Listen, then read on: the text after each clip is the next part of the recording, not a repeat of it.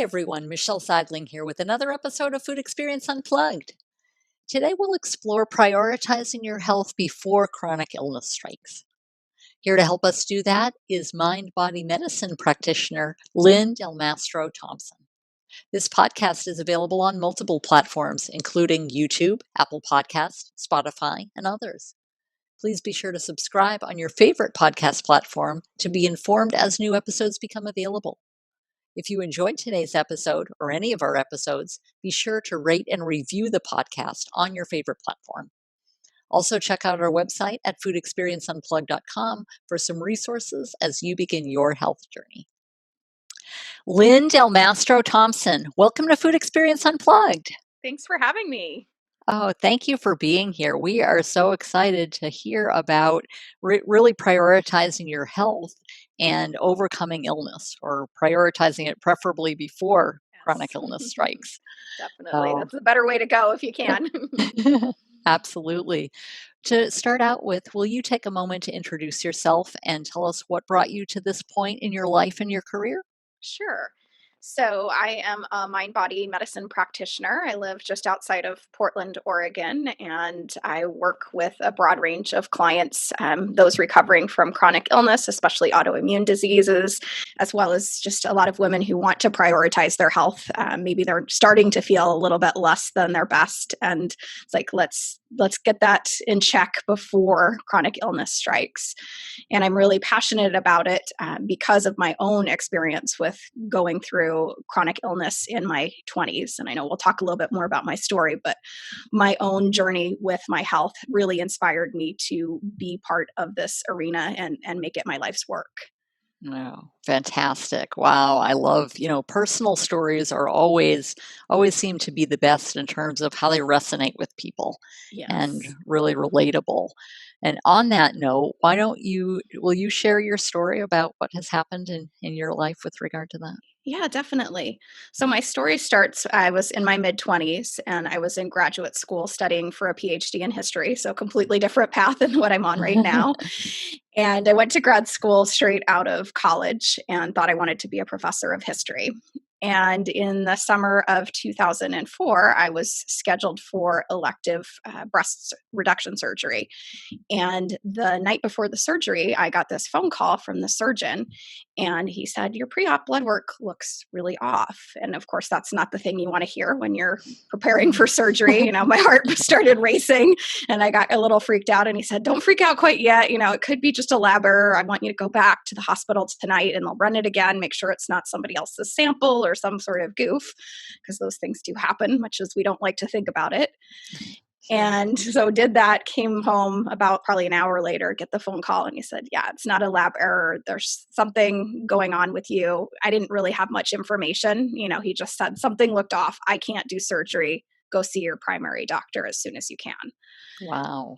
And that was a long night because, it's like, other than just hearing something was wrong and surgery wasn't possible, I didn't know and I didn't feel ill. So it's like, what does this mean?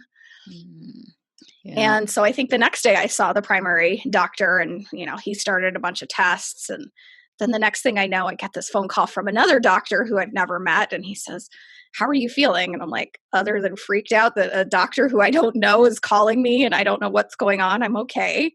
He said, "Well, if you don't have any symptoms, you're fine. Stay home tonight. Meet me at the hospital tomorrow. And if you feel anything tonight," and I'm like, what am I, thinking in my brain, what am I supposed to be looking for?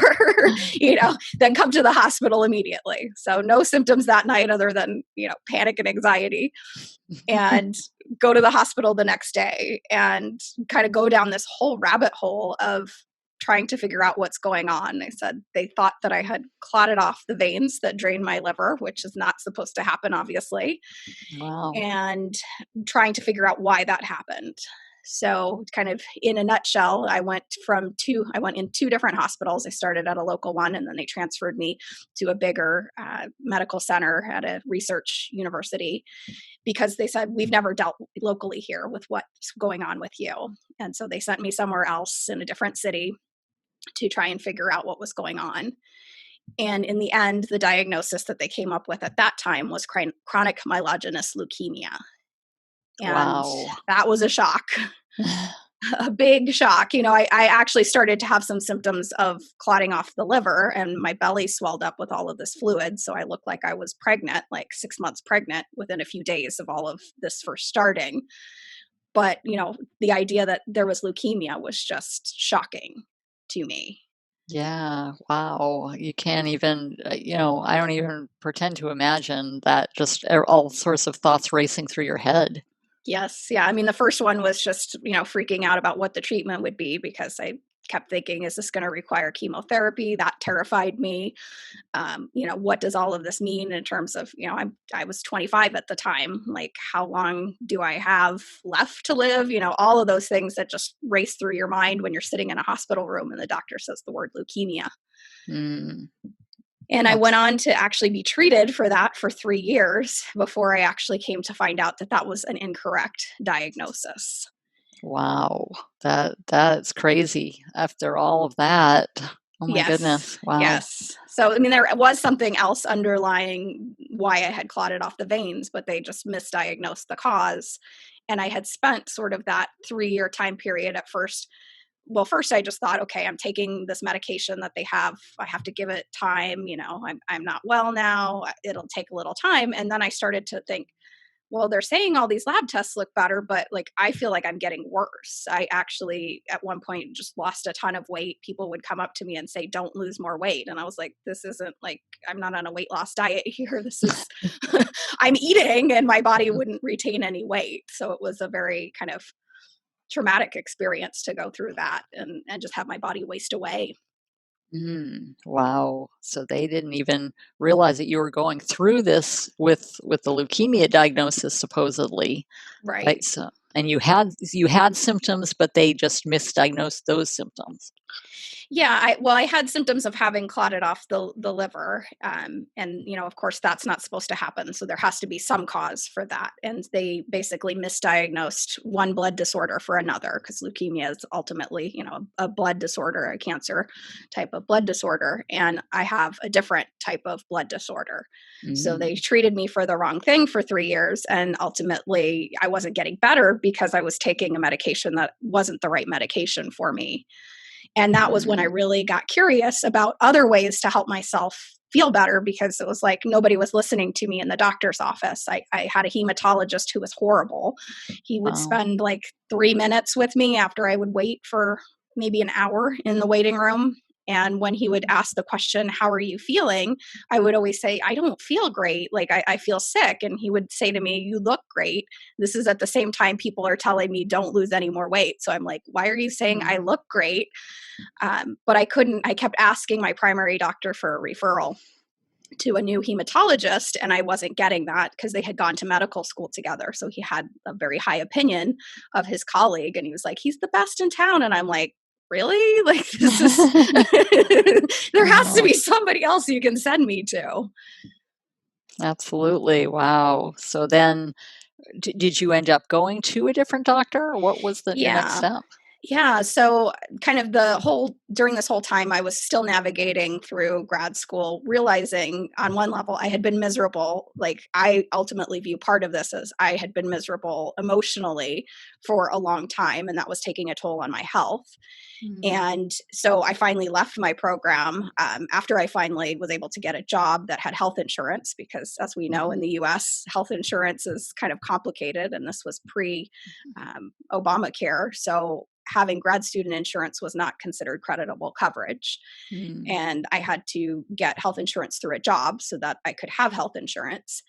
And I left my grad program, got new insurance, got a new primary doctor. And I said, the first appointment, I said, send me to a different hematologist, please. And she did. mhm, And, I partly credit that doctor, the other hematologist, was saving my life, because he listened to me in that appointment and he looked at all my medical records. I had probably a stack about 2 inches thick. He looked mhm, at my medical records and he said, I don't think this is leukemia. And that was mm. just the relief of finally having someone listen to me, mixed with the anger of like, why did it take 3 years to get somebody to listen to me? Oh, absolutely. Wow. So he said, okay, I don't think, was he able to then diagnose you properly? Yes. Yeah. he did a bunch of, he couldn't in that very appointment make a new diagnosis. Of course, there always has to be diagnostics and tests. So I had to have another bone marrow biopsy. I've had several in my life, which are very painful. And I think that was like a week or two later that he was able to do that. And the results came back and he said, I don't think that's ever what you had. I think they just misdiagnosed it. Wow. Okay. So then did they misdiagnose? So was he able to tell you exactly what it was? Yeah, so it's a different blood disorder, one that's called Polycythemia Vera, which probably most people have never heard of. I had never heard of it before. And basically, it's a type of blood disorder where my body produces too much of all of the different cell lines. So too many white cells, too many red cells, and too many platelets. So my blood is just like super thick and rich, making it easy for me to have clotted off the veins that drain the liver. Okay. So what was your next step? Were there treatments that you went for that? Yeah, it was changing medications. And then they also do what they call therapeutic phlebotomies, which is just basically they take off like a pint of blood at a time and they just throw it away. So Wow. I guess in old days that would have been like, leeches.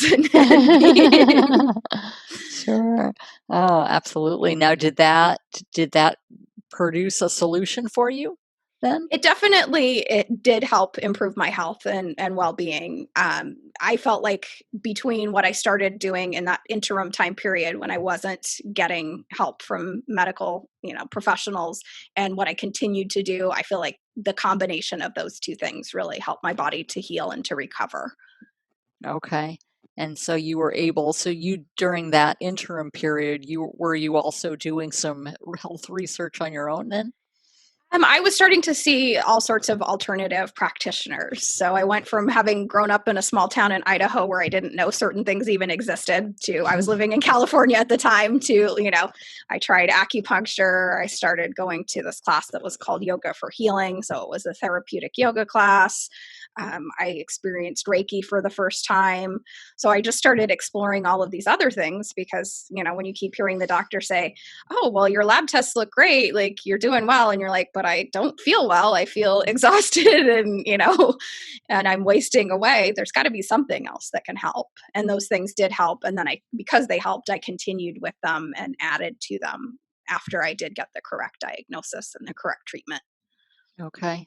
And do you feel that those additional things coupled with your treatment helped you a little bit more so than just one or the other?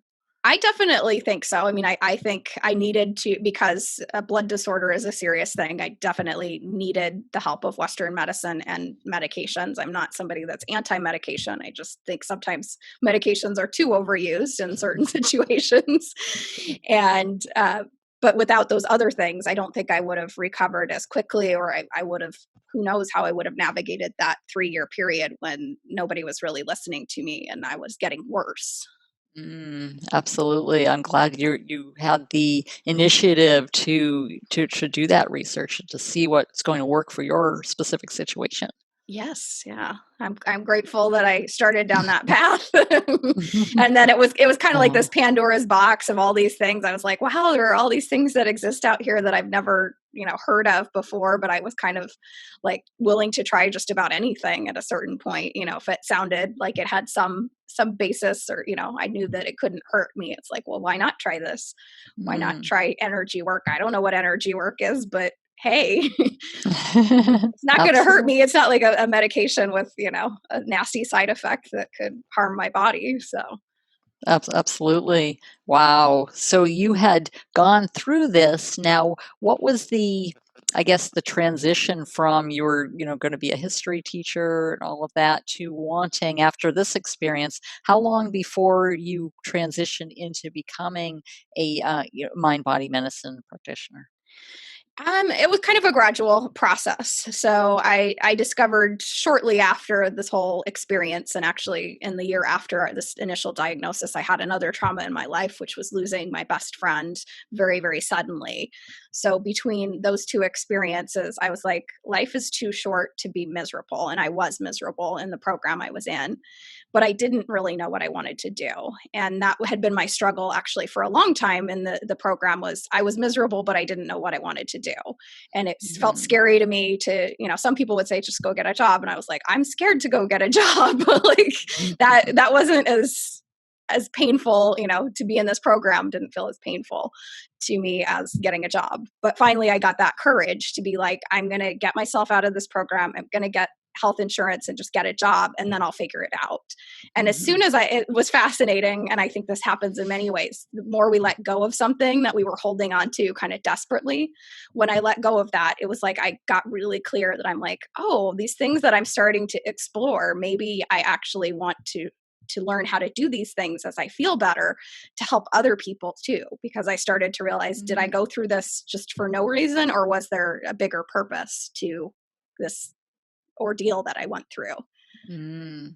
Absolutely. That is fantastic. I love your story and just your courage to go forward and to, find a doctor who will give you a proper diagnosis, but also taking that initiative for your own research too. Yeah. And to think, you went in initially for elective surgery. If you had not done that, the situation may have taken a different turn. It could have. I mean, I think my belly would have shown me that something was wrong a few days later. But the sooner you get something under control like that, it's like sooner the better. So sure. Now, does it in you've worked with quite a number of people in that, in that work, sometimes it takes that wake up call. Yes. But is there something? A lot of times we put our health on the back burner.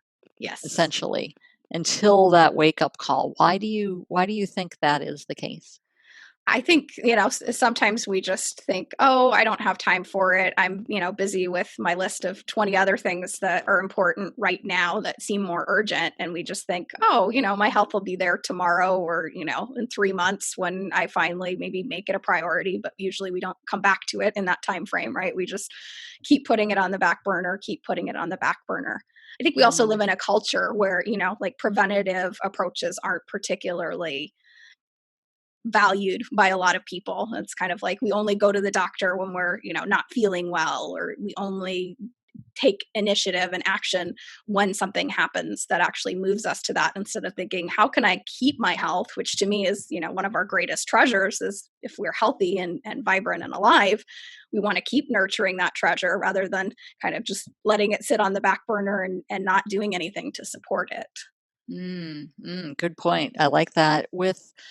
So what is the, I guess, maybe the tipping point, if you will, or what is it that you have found that helps people prioritize their health and not wait until chronic illness strikes?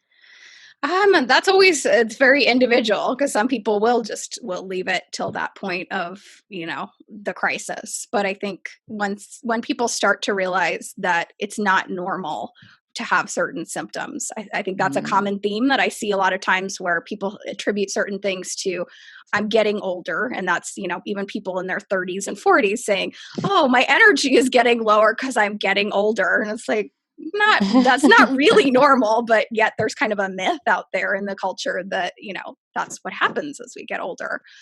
So if people start to realize that, and it's like, oh, wow, I'm starting to feel these symptoms and this is not normal, maybe it actually means something is starting to happen and this can progress. Maybe I should do something sooner rather than later. Okay. So more toward listening to your body. Yes, definitely. And kind of getting that, if I could give people a message, it's like, don't always think certain things are normal. And sometimes even doctors will say, certain things are normal and they're not. It's like, it's not normal for a woman to have all these hormonal imbalances in their body. And yet it gets written off.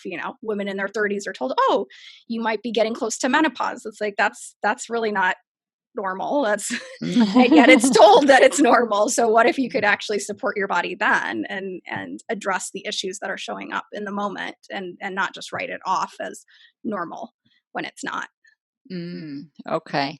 So is it a matter of just asking the right questions, or what exactly is that process to kind of, you're listening to your body, but you're also understanding the red flags, with a misdiagnosis or with some other information that doesn't necessarily sound correct?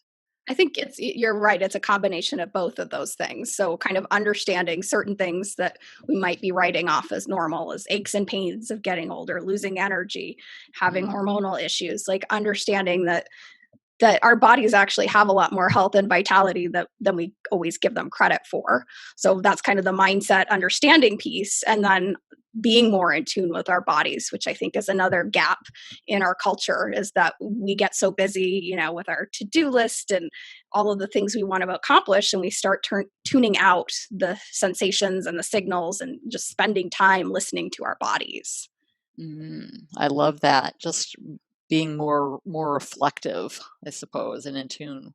Yeah, it's like easy, to just be caught in your head and your to-do list and your worries and, go, go, go. And our body usually we need to slow down a little bit in order to actually hear those sensations, unless they get to the point, of course, where we're having major issues. And then I always think of that as like the body has started screaming instead of the body just having a conversation at us. It's like, hey, you're not listening. I'm going to get a little louder for you.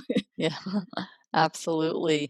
Now you've in your practitioner aspect, you've worked with a lot of different people, a lot of different situations.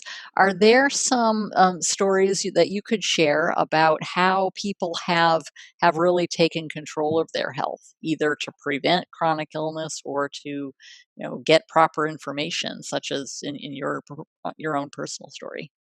Yeah, I've worked a lot with people with autoimmune diseases. That's kind of been one area that I've specialized in terms of chronic illness, and I've had several clients that stand out as they came in with a medication list that was very very long. I think one client, her medication list was like 3 pages long, printed out from the doctors, and she was able through the work and through helping kind of reset her body's capability to heal itself in the work that we were doing to decrease that medication list so much. I think she went down, and I wasn't taking her off of things. That's not my scope of practice, but she was able to work with her doctor and be like, oh, I don't really need this anymore. Oh, I don't really need this anymore. And I think she was down to like a handful of medications versus a 3 page list. And she felt better than when she was on all however many were on those 3 pages worth of Mhm. Sure. so that's a lot of medication, and that's a lot of burden on our body too, if we think of all of the things our liver has to do to process those medications.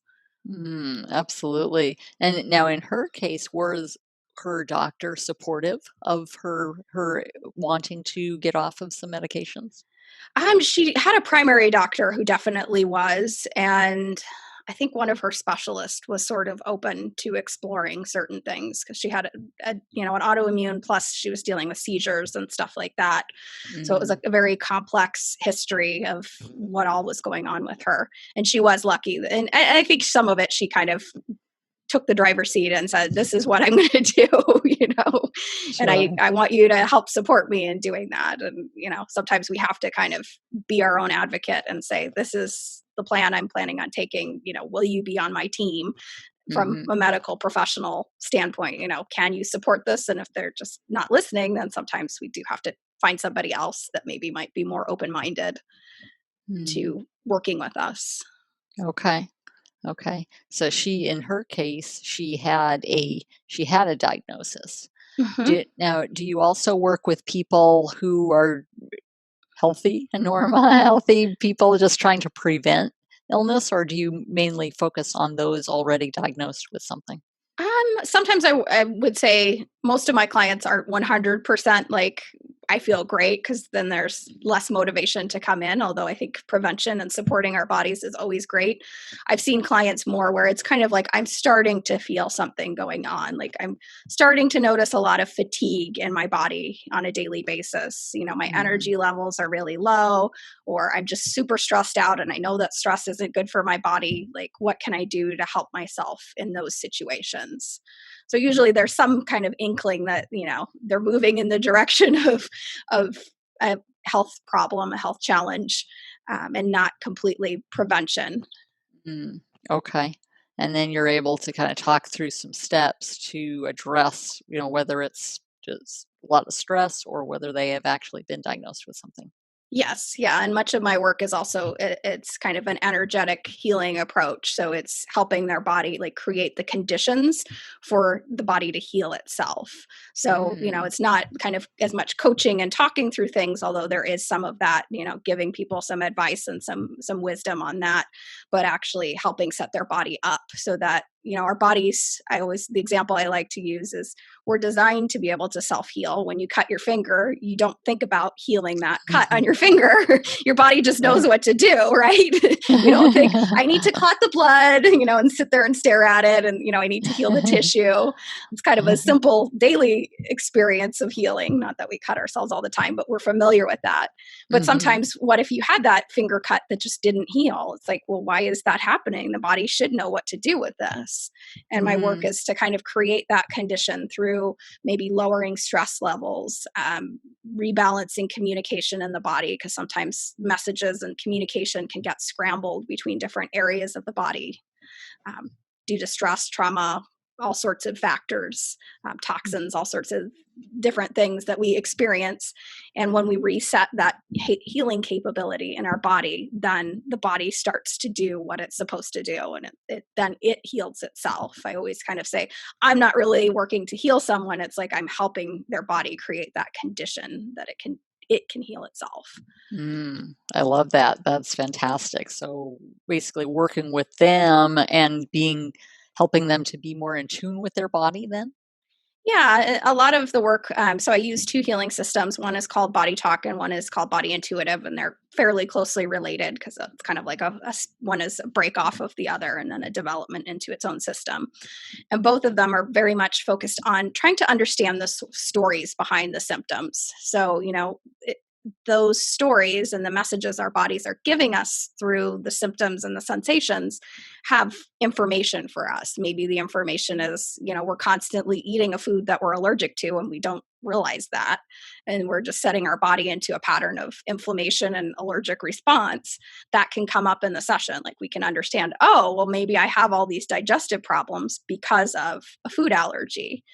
And we can address the allergy as well as the person can be aware of, oh, I'm eating this thing, maybe at least for a time period I need to stop eating that food so that my body can begin to heal, and we can do the work of kind of resetting the immune system so it understands, oh, this food isn't necessarily an enemy like a pathogen is. Mm. Okay. So just really addressing, okay, what are the initial steps to take to navigate through that? Yeah, and then helping the body kind of do its own process as well. So the sessions that I do, the treatment is kind of built into the work. So it's facilitated healing process for people. Okay. I like that facilitated healing. You're not relying on your doctor, you're not relying on something else, you're working with all of these resources. Is that correct? Yeah, and it's kind of like part of it is bringing to awareness what is the story your body is telling us through this picture of, symptoms, sensations, health diagnosis, whatever it is the person is coming in seeking help with. It's like, what is the root cause of this? And as we understand the root cause, then the healing actually takes place as part of that process. So Mm. a lot of the work it's based in quantum physics. So kind of the observer effect of like observing the story, both me and the client seeing that story, the shift actually starts to take place right in seeing that story. Okay. Okay. Fantastic. I love how you're diving in, you're working with the patient to help them heal themselves Yes. regardless. Yes, and it definitely is, a process and a partnership, because oftentimes, there are things that everyone can do on their own to support their health and their healing. So, Mhm. giving people simple homework assignments or helping them to reevaluate, oh, I guess I eat a lot of processed foods. Maybe that's not helping my health. I'm not a nutritionist, but I know enough about, the kinds of foods that are beneficial to our bodies versus the ones that are not, that I Sure. know, what sets up conditions for healing versus what creates inflammation and not conditions for healing. Absolutely. Fantastic. Now, for those who haven't been prioritizing their health, now what is your top tip for them? I think, knowing that our bodies require support. And, that if you keep saying, oh, I'll get around to it next month, it's going to rear its head. Think of all the amazing things that your body does for you each day, how it carries us through each day. And it's like, would you treat a friend, like, would you neglect a friend or a loved one like that? So I'd say start small. It doesn't have to necessarily be, if there's things that you need to change, but you have a list of 10 things that's like, I should change my diet and I should exercise, blah, blah, blah, blah, blah. Pick one thing, and it can be small, and, incrementally make the change, because that's going to help you. Even if we think, oh, having more water in my each day, how big of a deal can that make? It can make a huge difference. If you go from drinking 2 glasses of water to, drinking like 10 glasses of water in a day, that's a big difference. And that was usually, simple to get yourself to that. Okay. So just start small and move forward. Yes. Yes. And take time to listen to your body too. I think that's another important message that I like to share with people, is that even if you just take 5 minutes out of your day just to be quiet and, turn off all external input of to-do lists and phones and, whatever is pulling your attention away, and just pay attention to your body, and you'll start to notice things that maybe you were too busy to notice before, and get curious about it. Like, oh, wow, I notice I'm really tight in this area, or, oh, there's this sensation here that I've never noticed. I wonder what that's about. Okay. If you can find that in your own, sense of, oh, well, maybe that is something that I should be aware of. Absolutely. That is fantastic. Now, in your work, how often does your own personal story come into play? I mean, they would know your story, before they became your client, but as you're working with them, do you share additional stories or aspects of your journey?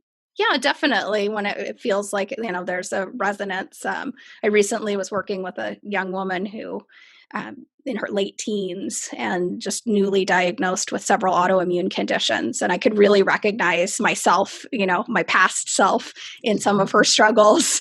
So one of the things she was struggling with at one point, she had someone coming in and, providing care at home. And she said, this person always says, all of these negative stories about, like, I was helping this person and they were having this problem. And she said, it's a lot. And I said, it's okay to speak up and say, hey, could we not talk about things that, bring me down? And my 25-year-old self wouldn't have ever done that. Like, I would have just thought, I have to be a good patient and I have to just sit here. And, this person is a person of authority and I just have to listen to her, and she'll just tell me these stories and I don't like it. And then I learned, oh, you can speak up and say, hey, and you can do it nicely, not putting that person down, but just, hey, I noticed that I do better when I just focus on things that are more uplifting. Can we talk about something cheerful while we're working together? And so, when I recognize those stories or different pieces of wisdom from my journey, they definitely will come in, and, I'll share those with clients. Absolutely. And those personal stories can often be the most powerful in helping them along, no doubt. Yes, and feeling not alone, I think, is one of the biggest parts of that too. Is, sometimes we think, I'm the only one who struggles with this. I'm the only one who, this is hard for. And it's like, no, you're not alone in this. I went through that. I still struggle, and sometimes I still share things that right now are, it's like, oh, I understand. This situation is really stressful. It's stressful for me too. 2020, we can use that as an example. It's not like I don't like to pretend that I'm some guru sitting up on a pedestal of like, I have it all figured out and I'm never stressed out. It's like, I like to be real with people and say, no, I struggle too. There are days that it's hard, going through what we've been going through in the past year. Absolutely, definitely. And you can be the one to kind of initiate their thoughts and reflections and really, really refocus their efforts to prioritize their health. That's fantastic. Yes. Yep. Because our mind is that powerful too. What we focus on, we give our attention to, grows. So it's like it's helpful to kind of help people reframe or put their attention in different ways, or how can I work with this thought pattern or this stressor that I'm having that keeps coming up. And I know it's a problem, but I keep struggling with it. What do I do? Yes, definitely. Now, Lyn, how can people get in contact with you? Yeah, the best way is my website, which is heartfirehealingllc.com. I'm also on social media on Facebook and on Instagram as Heartfire Healing, so you can find me that way as well. Okay, fantastic. We will include all of those in the show notes. And as we wrap up here, what advice would you give to people, whether they are just starting to prioritize their health, whether they're in the midst of a chronic illness? Are there any words of wisdom that you'd provide? I think really shifting your focus to like making your body like a friend. This was a big part of my own journey was when I first got sick, I thought my body was the enemy, that it had betrayed me. And when we have symptoms, we often can start to feel like, why is my body letting me down? And that doesn't have to be even chronic illness, but why do I have this backache all the time? Like, body, you're such a pain. And, would you talk to, again, a friend or a loved one that way? Hopefully not. So can you start to see your body as like your friend and your ally? And that also that the sensations we have and the symptoms we have are just our body communicating with us. Our bodies don't have words. That's one of my favorite things to say to people. Our bodies don't have words. It would be convenient if they did, but they don't. So their way of communicating is sensations and symptoms and pain. When we Okay. need to notice something, that's how they'll get our attention. And just getting curious about those things can be just such a big opening to transformation instead of just, oh, I want this to go away. Oh, I wonder what it's trying to tell me. Fantastic. Yes, definitely be in tune. Well, Lyn, it has been a pleasure talking with you today and just hearing your own journey and how you're helping so many people with their own journeys. Well, it's been a pleasure for me too. Thank you for having me.